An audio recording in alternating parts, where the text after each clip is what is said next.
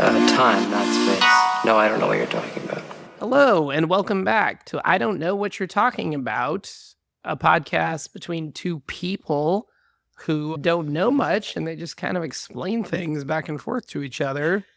We really explore what it means to truly know something or not know something. Did you like my intro? Yeah, it's getting deeper. I felt existential tonight. Yeah. Philosophical. I should talk louder. Yeah. Yeah. I will talk louder. In 2025, I will talk louder. It's my resolution. So, how are you doing? I'm good. This is a special episode because we are going to have a special guest in a little while. Yes, at the end of the episode, you're going to hear an interview we did with our 6-year-old daughter, and it was quite the experience. Yeah, it was so hard for her to sit still and talk into the mic. It was humorous. Yeah, I wish we had video going of it Yeah. because it was insane how much she would be like putting her face down by the table to talk, and we'd be like waving our hands at her and pointing at the microphone, and she's like, "Oh yeah," and then for like half a second, and then she would just be like, it was the wrong time of day for it. Well, it's pouring rain outside. We're in the thick of the wet Portland fall, Mm-hmm. and it's a little depressing, for sure. For sure. Yeah, But that's what makes summer so sweet here. it's true. All this April showers lead to a lot of Mayflowers, but it's really more like 8 months of showers, and then Also, I think I disagree with what I just said because when we lived in Oakland and it was like 70s and sunny every day, that also was sweet. yeah, I don't know that I need the rain and cold to appreciate the nice weather. I think it's just something Portlanders tell themselves so they can feel good about having their nice summers. Mm-hmm. I know we're not supposed to talk about topical things, but this episode will come out soon, and like we're coming up on Thanksgiving, which, Erin, I have a question for you. What are your top 3 Thanksgiving foods? Tradish foods. That's hard. Probably mushroom gravy, stuffing, and what are all the foods? Maybe potato dish of some sort, mashed potatoes or whatever. Potato dish of some sort. I feel like mashed potatoes is the potato dish of Thanksgiving. I guess scalloped. Is scalloped the number 2? That's what I was picturing, like some kind of like cheesy potatoey thing. Yeah. Oh, wait, pumpkin pie. Wait, does this count dessert? Yes. Pumpkin pie for sure. Wait, so what are the 3? Pumpkin pie, stuffing, and mushroom gravy. In that order? Mushroom gravy, pumpkin pie, stuffing. Interesting. I love mushroom gravy and I'm going to make some. Don't threaten me with a good time. Her eyes got big and looked at me when she said that. Yeah, your mushroom gravy has been celebrated over the years. There's a lot of, it happens every year. It's great. Yeah, sage is the key. Yeah. Yeah. With stuffing too. Mm-hmm. Fresh sage. Yeah, is Thanksgiving the most sagey holiday out of all? Definitely. Yeah. Like sage because it would good with like sausage too. Mm-hmm. We should put sausage in the stuffing. One of the recipes I was looking at for are on New York Times, New York Cooking. Can I admit something to you that I really don't understand stuffing? I feel like when I was growing up, it was like this thing that got put inside the turkey, and that's why it was called stuffing. Yeah. It was like a bread mixture that got put inside. Not a huge fan, but to each their own. But I feel like now there's all these recipes where it's like you just do like a sheet pan of stuffing. But is it just like a cooked bread salad? Like, Yeah. okay, good. My next question. I think there was like a revolution or something where either the turkey doesn't cook well if you put stuffing in it, or it's hard to get the stuffing to temperature without drying out the turkey. Oh, that makes sense. And so I think like at some year after our childhood, people were anti putting stuffing in the turkey, but it's still like such a quintessential Thanksgiving dish without actually stuffing it. But it still retains the name of stuffing Yes. for tradition's sake. Yeah. Cool. Well, I didn't really bring one specific topic because our topic is our special guest. But I brought a few. I just like wrote down some of the things that I've been thinking about and doing lately so we could chat. Yeah, I kind of think of this as our clip show. Like, we've already had a successful season so far, and now we're just doing like mini topics. Yeah. I was trying to think about like, what do I know about that you don't know about? And I was thinking of this meme that has been posted lately that's like women, they're either thinking about death or skincare, or have you seen that? No. It's something like about women are either thinking about or worried about death or worried about skincare, one or the other, which I relate to. What's the ratio on death to skincare thoughts? Like, how much is it, like a 50-50? Probably. What? Okay, wait, let's back up. My addition was going to be that I feel like I am like skincare, death, and systems. Systems? Yeah. Type of systems. Like I'm a systems thinker, like that my whole job is related to systems. Like I think so much about what systems I can put in place so that things will go smoother in like our daily lives, like the bin where the library books will go next to the door so that we don't miss library day, or the checklist that will help us with like the morning steps so that it goes smoother, or labeled toy bins so that our daughter's room will stay clean. It's all of those systems I feel like are so meaningful to make. It's not just about like keeping things clean, it's about having less to hold in your head, like things so that you're not having to hold all of that in your head all of the time. Yeah, I relate to this systems work when on a Friday we'll leave a Post-it note on my desk to do something Monday morning. Yeah. Just so Monday Garrett can worry about it. Friday Garrett doesn't give a shit about making those copies. You save yourself from having to hold that in your brain over the weekend. Exactly. Yeah. No, constantly.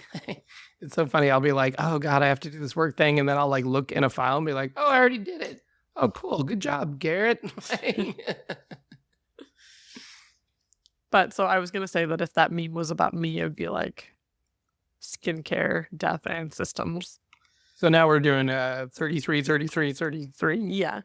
It's more like all things death, like all the things that could go wrong. And like, I'm talking about the concept of death, other people who are dying, people who have died, things to set up in case you die. Like I've heard women talk about like making is organized in case they die, or their room is clean. But it's not like you're thinking about it like, oh no, I might die today. It's just like this, well, it'd be nice if my room was organized if I did die. So when you say that girls are thinking about death all the time, this is like accidental death, or? No, it's just all of it. It's also but you're not talking about like, getting old and dying. That's not what you're thinking about. You're thinking about that's part of a kid running out into the street. You're thinking about eating the wrong thing that would give you a stroke. Like, if we're saying that 33% of my thoughts are about death, maybe 5% of that's about accidental and 5%'s about getting old. And wait, is this 5% of the total, or is this 5% of the 33%? 33. It's 5% of the 33%? I'm just saying there's all of these different topics make up that 33%. Okay.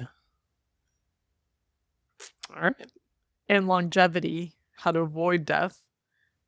Things that support I don't know your if health. longevity counts as thinking about death. Okay. I think that's as we've established, I am a glass half full kind of guy. So you're thinking about life. yeah, exactly. Thinking about longevity is just thinking about life. It's not thinking about death. I don't think I ever think about longevity. You think about longevity all the time. Not like directly like that. You think it's just about longevity as a way to avoid death? I'm saying like, I'm not like, oh, we should eat this healthy food to live longer. Like, I'm not. Well, what is the thought? What is the end of that sentence? I should eat this healthy food to what? Well, I know that it will maybe.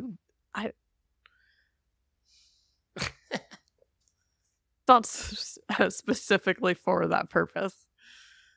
Why do we eat healthy food? Yeah, I know. It's like you only live once, so like there's this balance between you could do all the right things for your health, but it feels so good to do all the wrong things. Is that what you're saying? Yeah. So there's some balance in between. Yeah. I wonder what the percentages are on that. I'm saying I'm not sitting there intentionally being like, how can we make sure we live a year longer? I feel like the term longevity is so specific. Like there's longevity studies. It's not like my brain is functioning in that way. But of course I want us to be healthy and do things that are good for our bodies. I see. I think I do think of it in terms of longevity. Like anytime we're exercising or trying to eat right and like, you're like, I got one more week.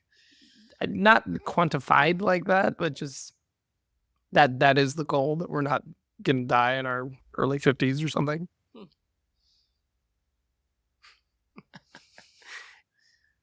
Longevity. I really don't like that word for some reason. It does feel like an old person word. Also, ironic.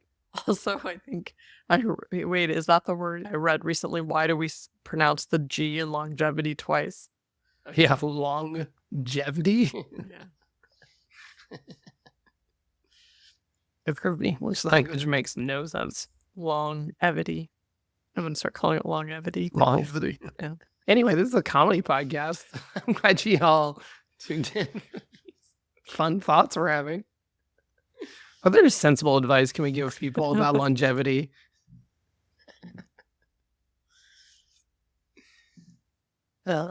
Listeners might have noted that Erin did not ask me what my top 3 Thanksgiving foods were. Oh yeah, let's go back to that. What are your top 3? It's hard to put into words because I think one of my don't laugh at me. I think one of my top thing about Thanksgiving is that mishmash of all the things that get kind of muddled up on your plate when it's like, I don't want to name all the picks, but like, when everything kind of gets mixed together. Mm-hmm. I think that's how I think of good Thanksgiving food, is that you can run it all together and it's fine. Yeah. But if you're forcing me to choose the top 3, I'd probably go mashed potatoes, gravy. I don't love turkey, even though I kind of want to work a meat in there. Maybe I'll say Brussels sprouts. Mm-hmm. I don't understand what campaign was run in the late 80s, early 90s against Brussels sprouts. Yeah, they're so good. Yeah, I've never met anybody who dislikes Brussels sprouts. They're all delicious. Everybody loves them. But for some reason, there was a big hate against like, oh, Brussels sprouts are the worst. Yay. I was thinking we should make some Brussels sprouts for this Thanksgiving. Yep. How would you want to do them? Well, our friend, her plan is to parboil some Brussels sprouts like the day or two before, so they cook quickly on the day of. Oh. Well, you parboil them and then like... It's like saute them the day of. Oh, okay. Yeah. Nice. So I'm putting in our prep steps. T-Days. Systems. So we don't have to think about it on the day of. I definitely think for 33% of this podcast, you've been thinking about systems. I don't think about death 33% of the time. Just longevity? No. Not longevity. Just all the things that could be in that realm. The death realm? Yeah.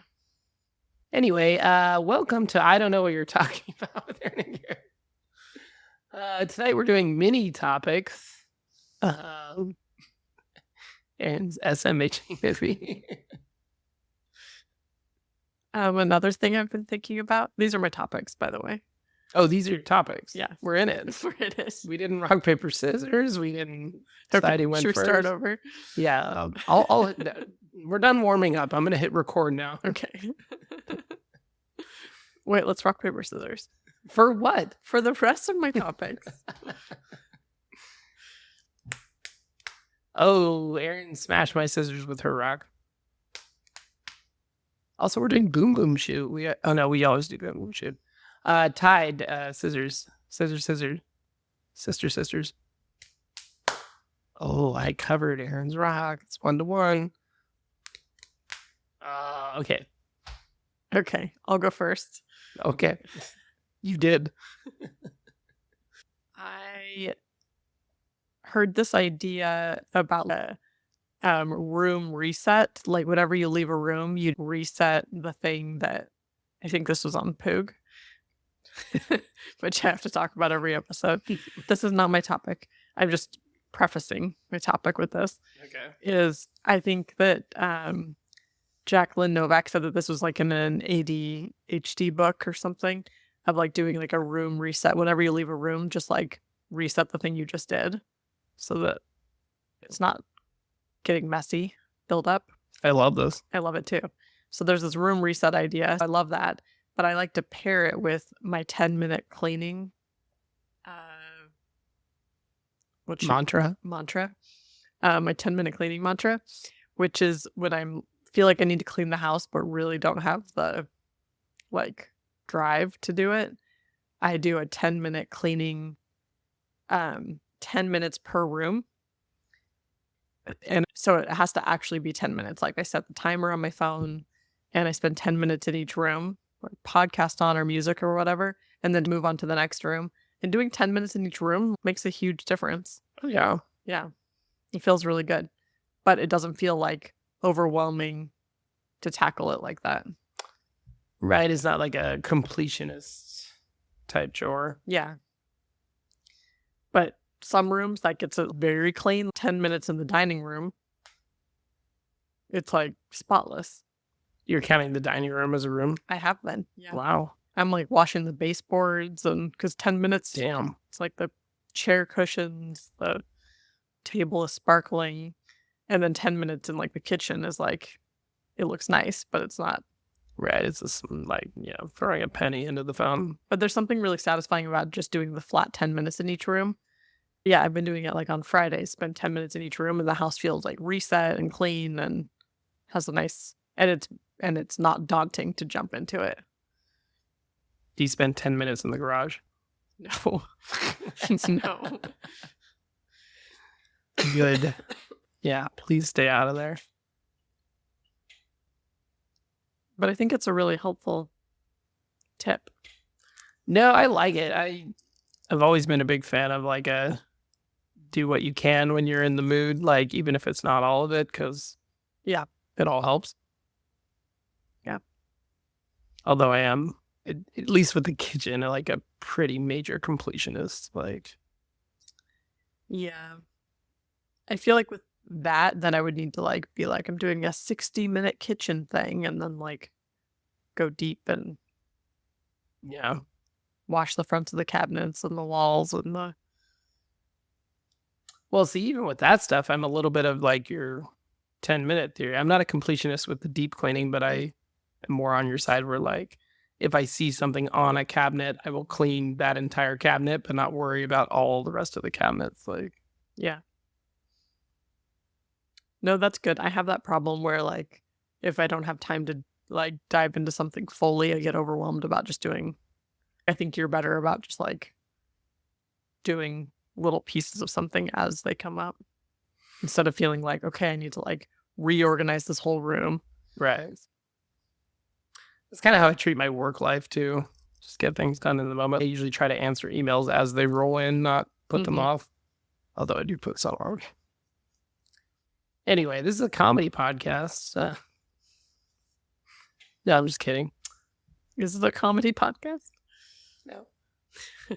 That was the joke. That's the joke. Other than that, I was just like, what have I been thinking about lately? And I've been listening to, I feel, a lot of fun podcasts lately. So I thought I'd tell you about those. Yeah, please. You know about Normal Gossip? I do. I've listened to a few episodes. Yeah, and I think their season right now is pretty good. I just listened to one. They're good stories. They're like fun to listen to. I think it's just like a fun storytelling podcast.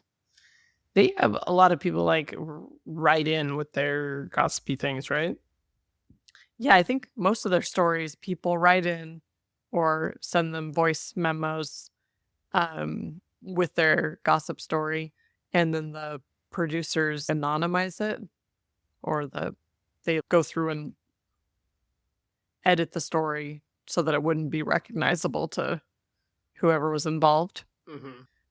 It makes them feel like a little bit not real stories because the topics are slightly changed, and Interesting. yeah, but they're still good stories. They're fun to listen to, and they're all based off of these real normal gossip. I was thinking we should adopt something like that and have like an email where people could write in and explain something to us, and we'll like read it on the air. That's a great idea. Thank you. Yeah. I've also been listening to Julia Louis-Dreyfus's podcast, Wiser Than Me. Oh yeah, I've heard good things about that. Yeah, she interviews women that are older than her, and wiser than her. That's where the name. Right, it's all right there in the title. Yeah. It's really good though.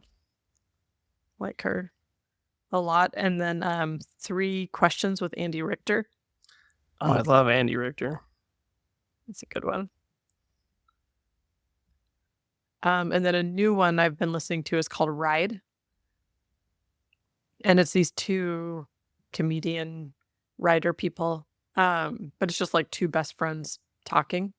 So it's kind of This podcast. Yeah. It's just like this podcast. Very like, it just feels comfortable, like you're listening to 2 friends talking. Nice. That's all. That was all your topics?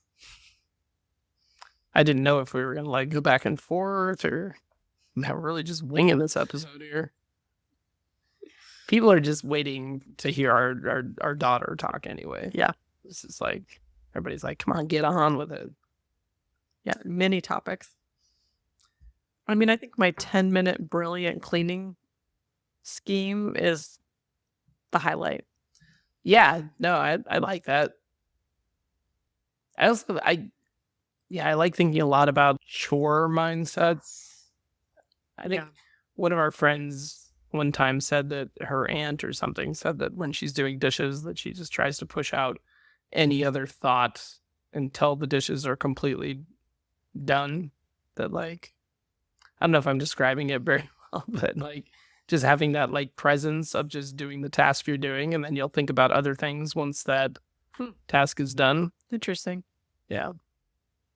It's like a dishes meditation. Yeah, it's weird trying to find like these little Zen moments so you're not stressing about the next thing you're going to do after that.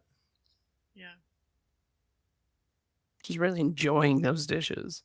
No, I've been thinking about this constantly, like finding peace in kind of the daily routine and daily things that need to be done, and just like appreciating them for what they are and feeling grateful, that having gratitude that we are able to be doing those chores.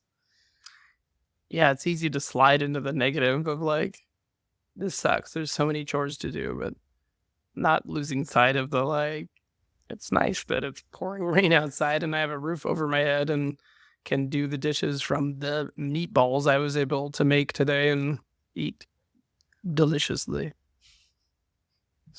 Exactly. I'll come back to talk more about chores mindset because I'm like regularly reading different books about this type of thing. Systems. Yeah, I know you think about systems 33% of the time. Yeah, you're a systems girl.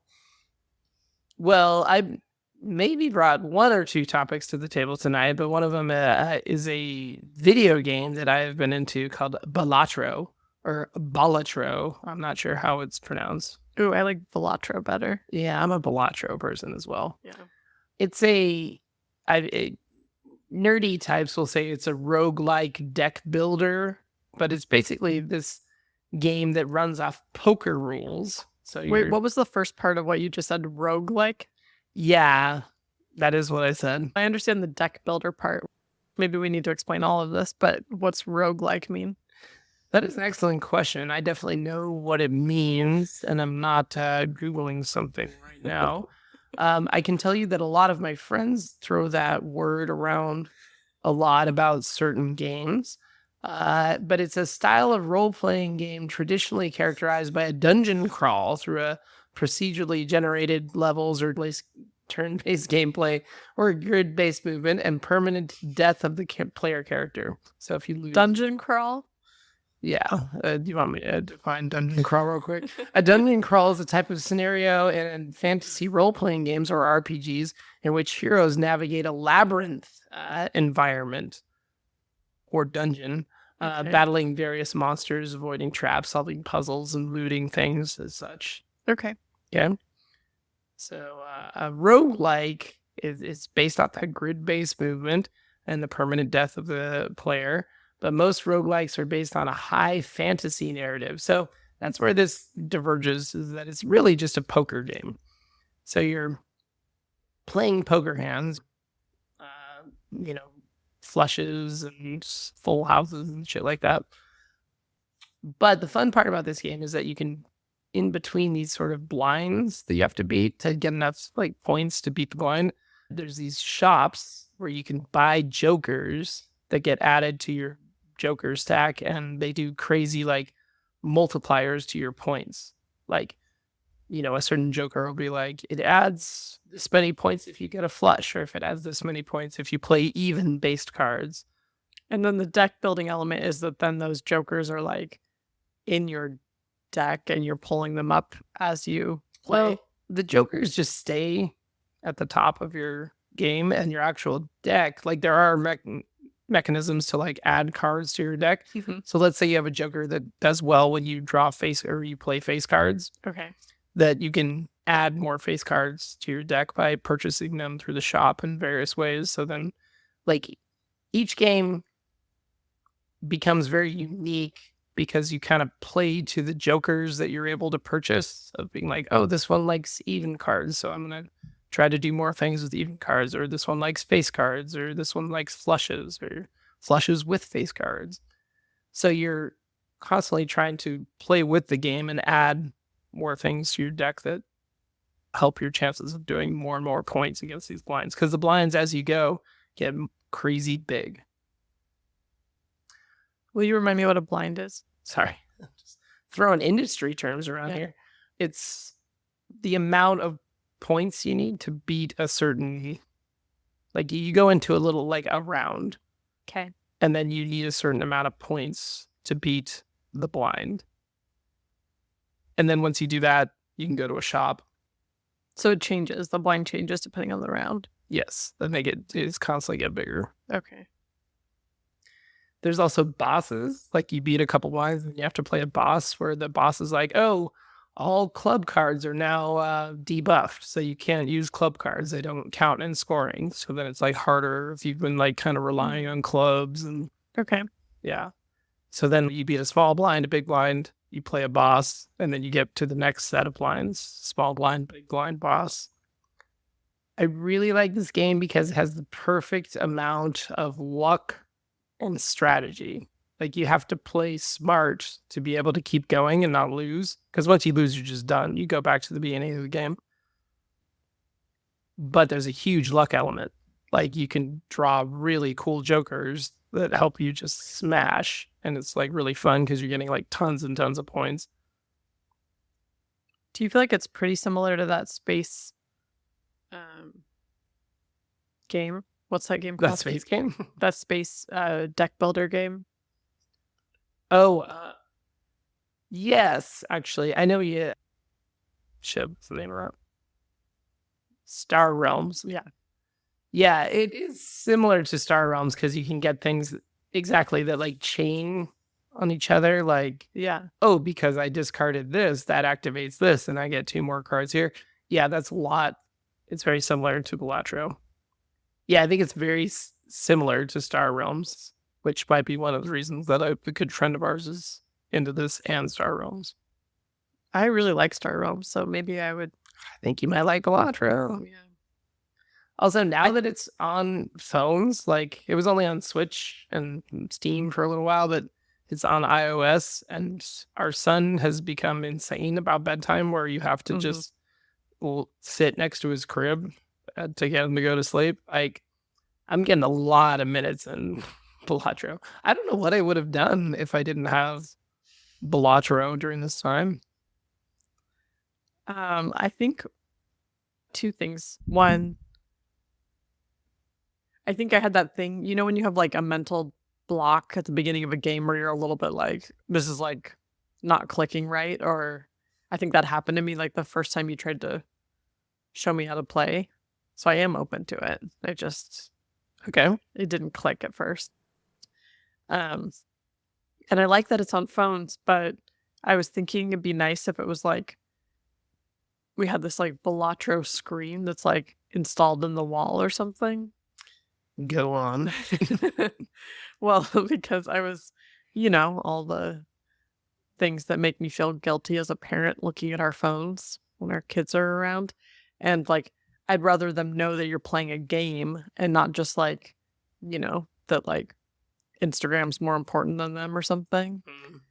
And so I wish it was like visible to them what you're doing. Yeah. Okay.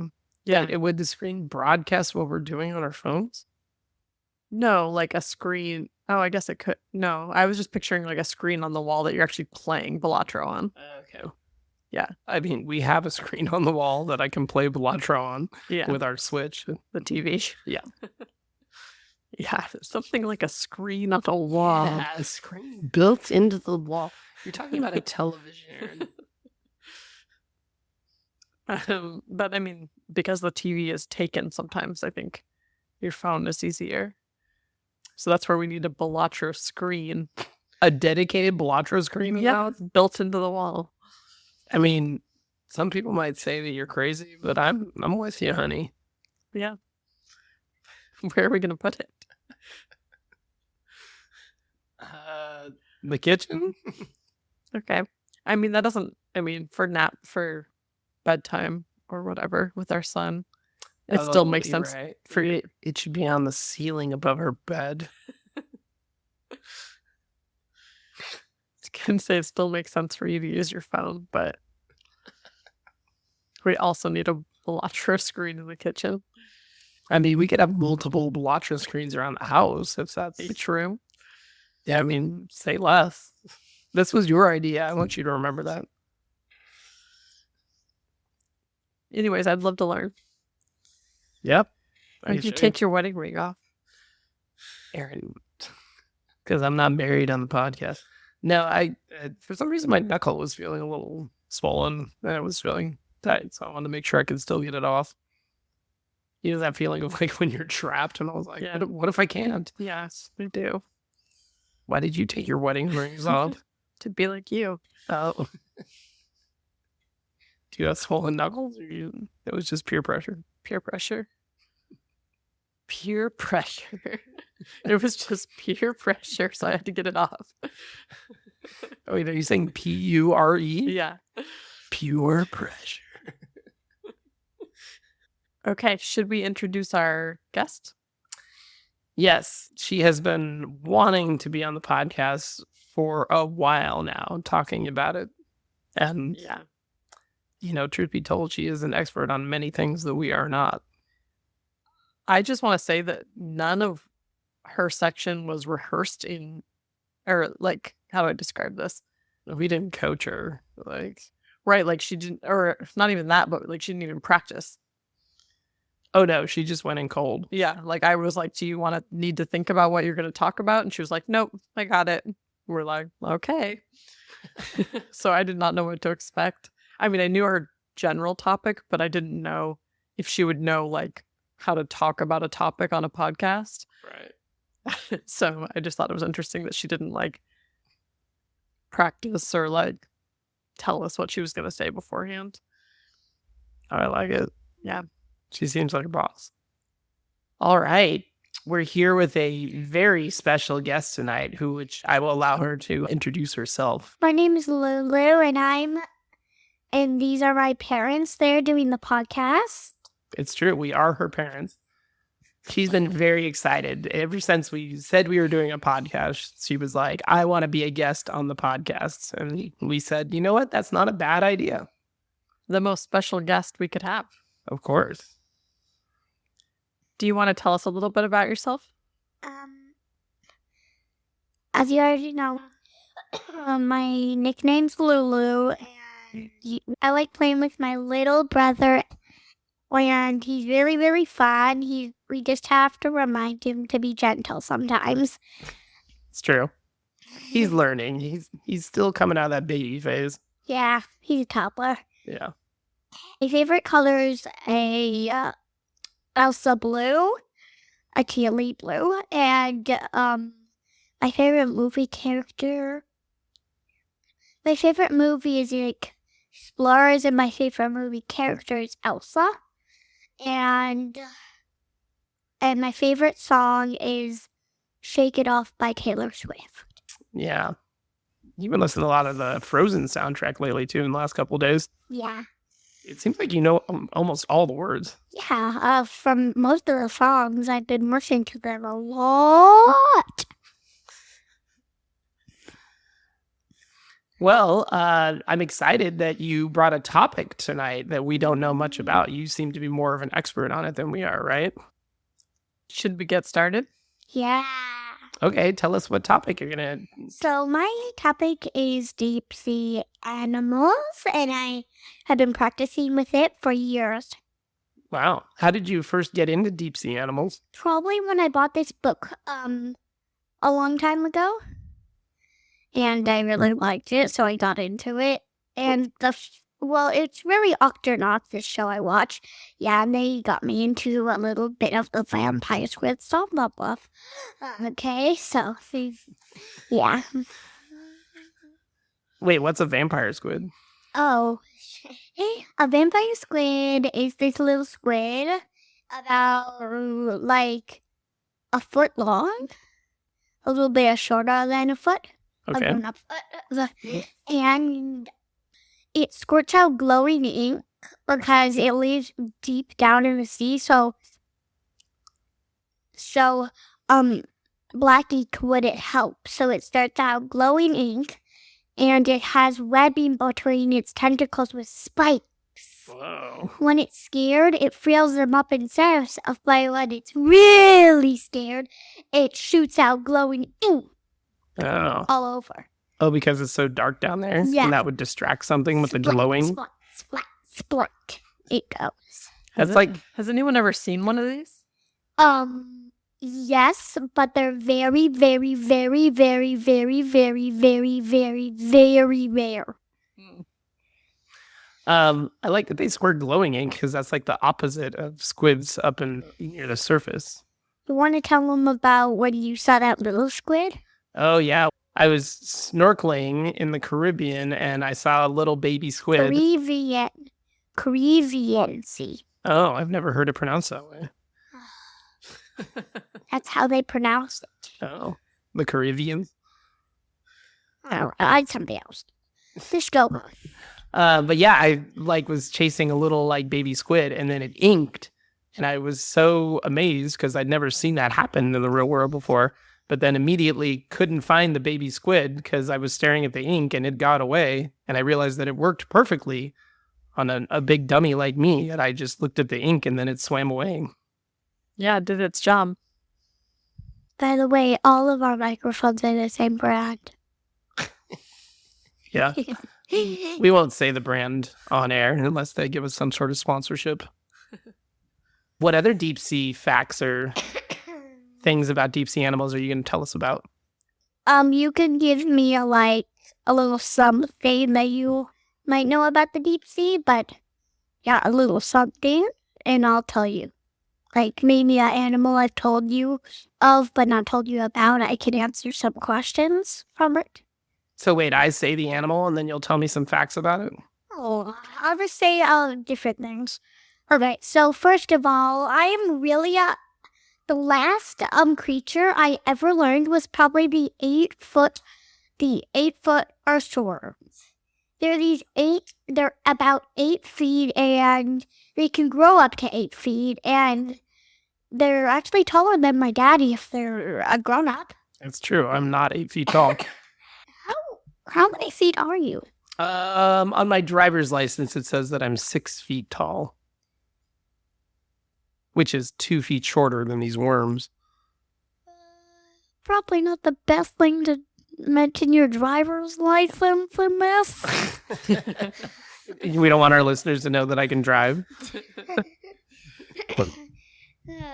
So wait, these are You're worms? 43. I'm not 43. I'm going to be 42 very soon. What's wrong? I keep telling people that you're 33. 33 or 43? 43. Well, that's not true. I'm 41 right now. Wait, so these are worms that are 8 feet long? Well, they don't wiggle. They're actually like a curved tube with a hole in there. Yeah. Are they attached to the ground or attached to like coral? Or are they just... They're attached to a rock that's attached to the ground. Oh. So it's just this little mound of ground that they're attached to. And they're like curves like that. Do you know what they eat? Really, they're alive, but I'm not sure what they actually eat. I've never thought about it that way. Yeah, I wonder what they eat.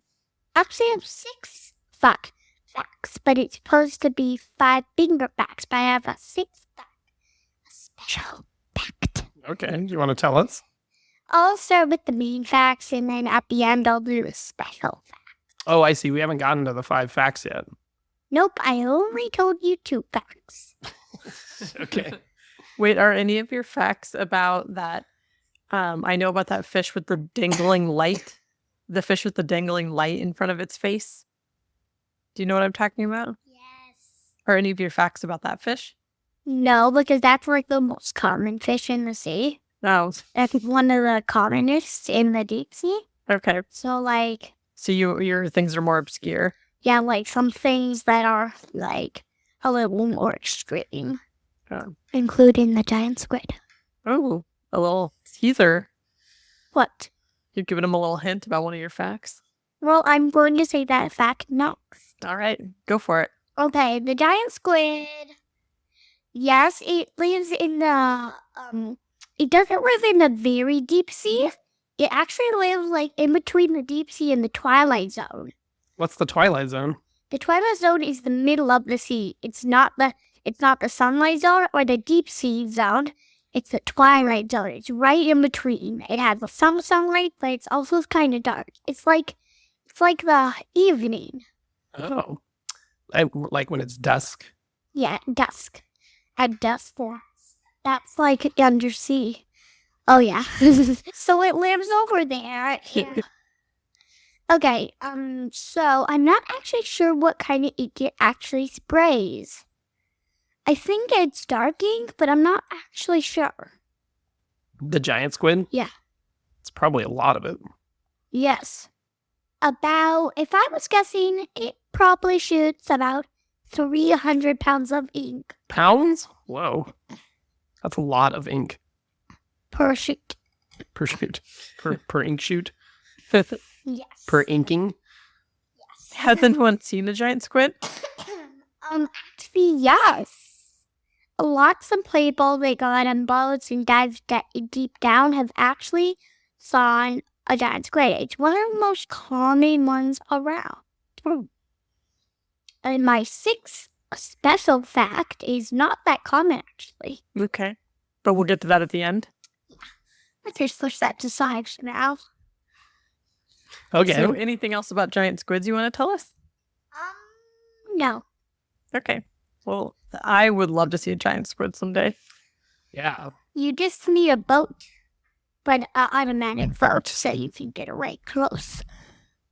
I've actually found a video on YouTube where someone's raising from little teensy eggs that are not even a foot long. Not even a foot? Yeah.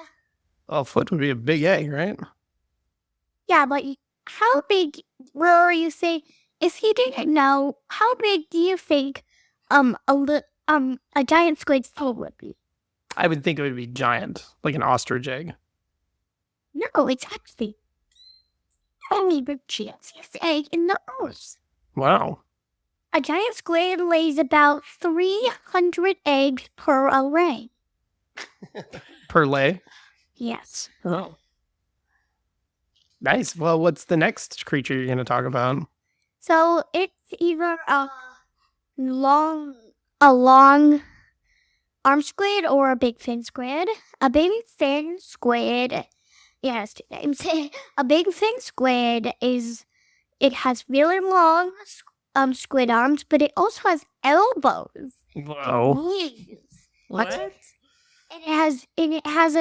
And it's really, its arms are really, really, really long. Whoa. And it's white. Wait, how do you know which arms have elbows and which ones have knees? They all do. Each arm has an elbow and a knee? Yeah. The elbows up high and the knees down low. Oh, very interesting. I would love to see that. Yeah, they're kind of, I think I saw a picture of one once. They look kind of scary. Yeah. It could pull a whole boat underwater. Wait, will you remind me what it's called again? A big fin squid or a long arm squid. So that's two names for the same animal? Yes. Oh, okay. Kind of like you have a nickname and a real name. Are any of these squids dangerous that you're telling us about? No, unless you threaten them. Okay. If you threaten them, they can do bad things. Ooh. Like ink you, or the giant fin squid can pull a whole boat underwater. Wow. That would be scary. A whole boat, if it needs. But I don't think it needs to. That's other business. Let's just push that aside for now. Yeah, we'll table that for later. That's a whole topic for another podcast. Yep.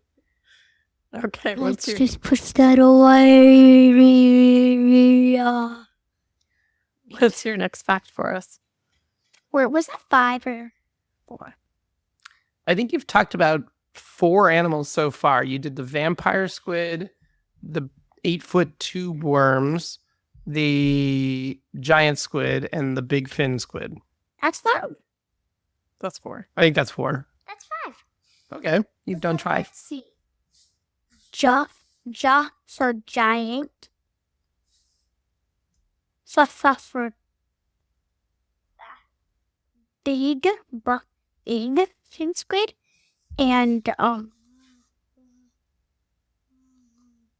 empire squid. 1, 2, 3. What else did I talk about? Oh yeah. I Two did for? Right, 8 for 8 foot. So 1, 2, 3, 4. What's my 5th fact? I forgot it. Is it something that lives at the bottom of the ocean? In the darkness? Oh yeah. There's actually still volcanoes erupting down there. Really?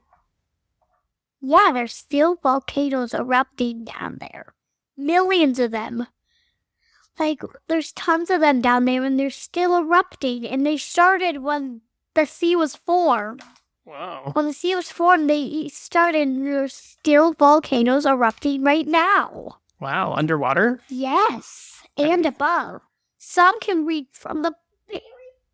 Hey, Lulu, Remember to talk into your mic, Lulu. I know. Okay. So, Lulu, what grade are you in? First. What is your favorite thing about first grade?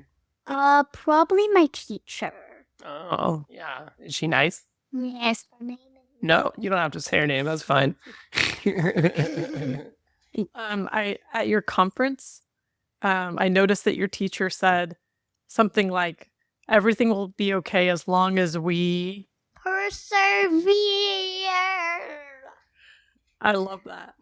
Do you guys say that in class as a whole class together? Yes. That's cool. Okay. What does it mean? It means that we keep going and we never give up. Nice. You ready for your special fact? Oh, yeah, totally. As long as you tell it into the mic. Okay. So our special fact is if you ever see a ball rock that's a little ball, there's a green little worm in it. Only if it has holes. Those holes are its home. So wait, is this in the ocean? Yes, down at the deep. And then there's a worm that lives in little ball rocks? Yes. Wait. Wow. How Wait, big are these Did you worms? say it's green? Yes. It's light green with dark stripes. Dark green stripes. Wow. How big are these worms? About like, how big is this? Like an inch? Yeah, about like a little, they can go to an inch. Well, not very big. They just live in rocks. They dig holes in them whole rock. Oh, so they dig the holes and then live in the rock?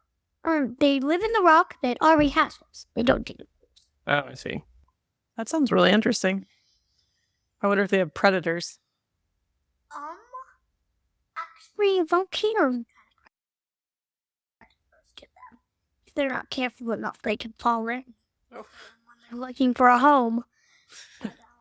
Otherwise, they're safe.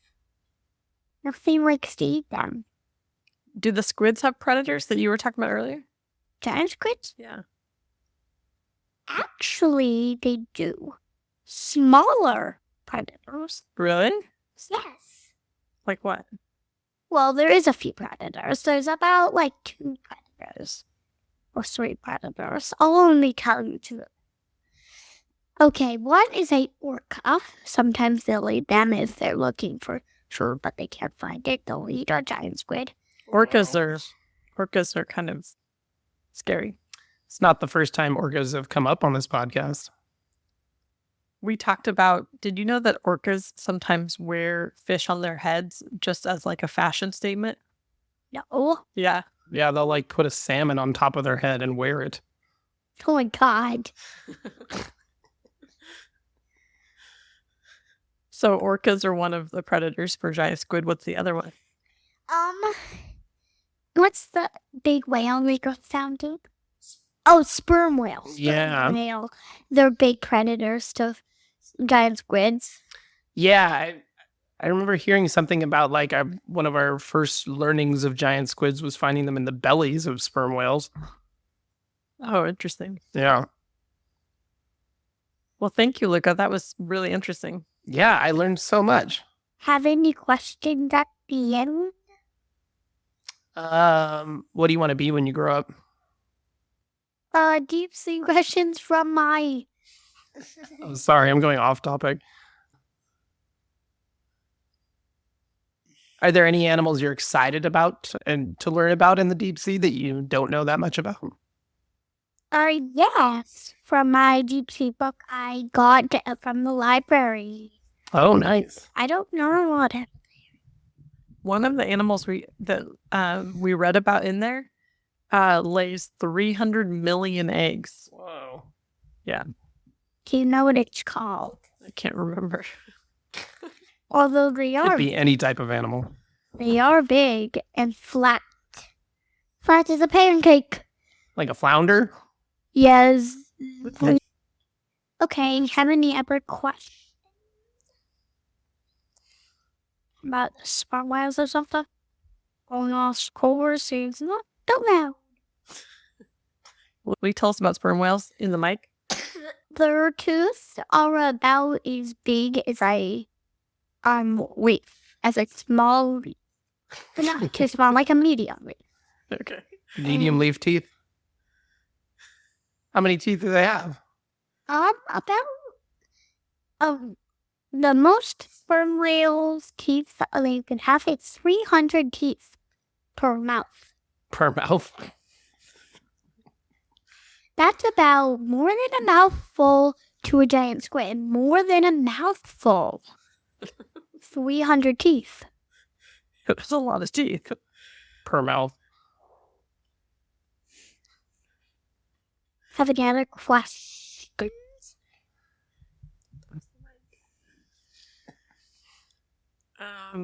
What do vampire squids eat? Actually, I think they eat. I'm not sure what they eat. Actually, like little fish and maybe little corals. Why do they call it a vampire squid? Because of its spiky cape.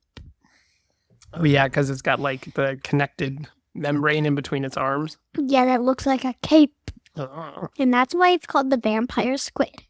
Do all vampires wear capes? Yes, actually. Okay. And their tentacles are really hard to remove because of their webbing. Why would you want to remove their tentacles? I don't know, to cook them? I'm not sure. Do people eat vampire squid? No, actually. What, is it orcas that are cooking them? Although I can tell you this, vampire squid, I'm not sure what they eat, but I do know what eats their hell. What? Orca. Wow. Do orcas eat every type of squid? No, actually. They don't eat every type of squid. They don't eat raw big fin squids. Oh. They're just too big. They can choke on them. Please don't go down in the deep if you want to see these. Please take a submarine instead. I think that's the only way to go see him, right? Submarine? Yeah, although if you wait a long enough time, you can see a giant squid come up to the surface. Oh, they come up to the surface? Only very, very rare to see why, but it's very, very rare for them to come up, but every once do come up. Have any other questions? I think that answers all my questions. No, I'm good. I learned a lot. Yeah, thank you for Do teaching you us. have any favorite you would like to learn more about, or like something that you didn't know and was really like you really liked this fact, or you didn't know this at first and it's really cool? I mean, I would love to learn more about this Twilight Zone and what lives there. Oh yeah, lots of creatures. Yeah, lots of creatures.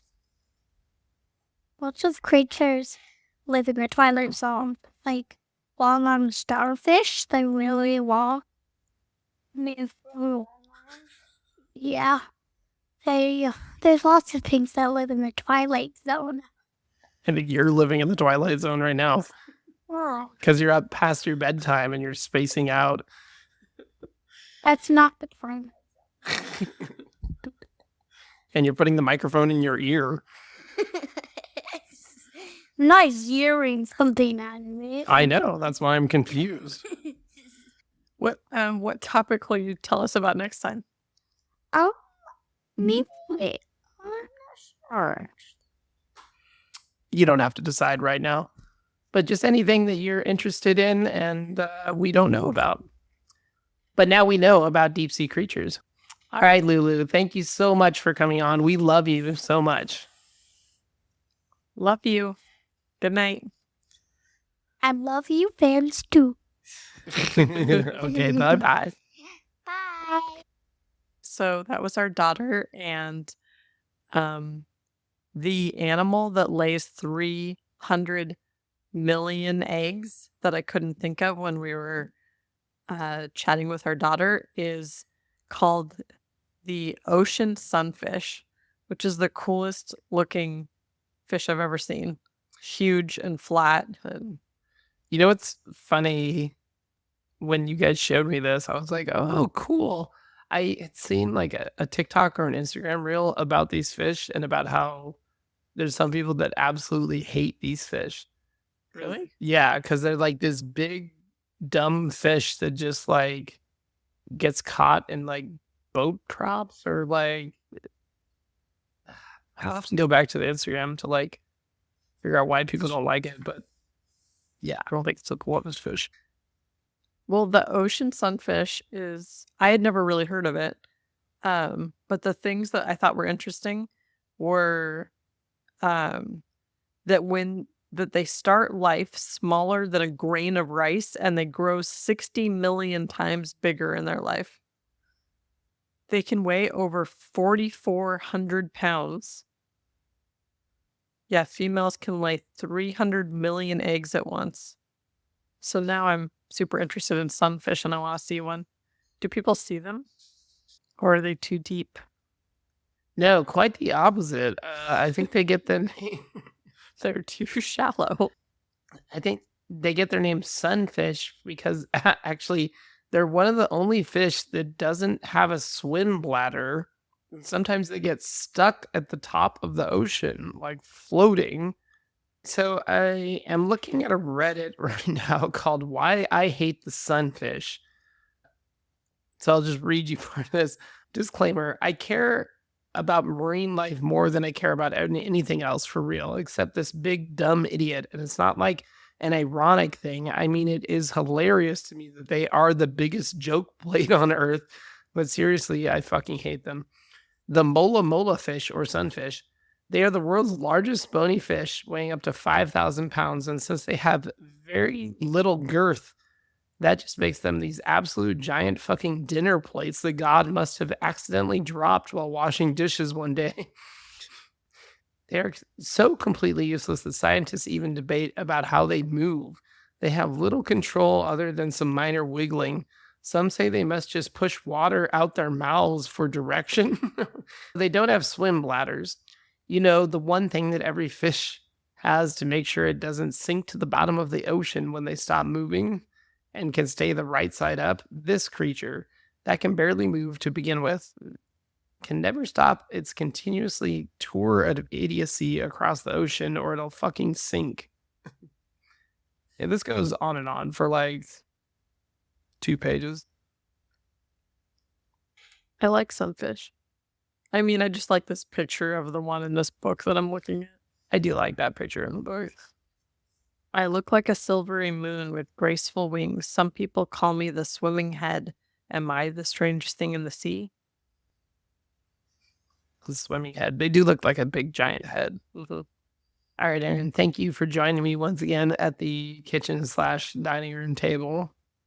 I'm glad that we could expand the podcast tonight to include our daughter. It was fun. Yeah. Hopefully someday we'll get our son on here as well. All right. Good night. Good night.